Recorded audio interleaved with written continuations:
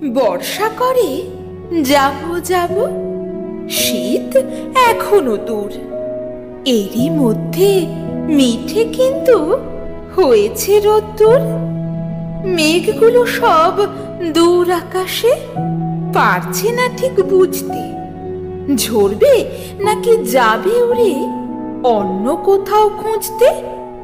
থেকে থেকে তাই কি শুনি বুক কাঁপানো ডাক, ফাঁকটা যতই হোক না জবর, মধ্যে ফাঁকের ফাঁক।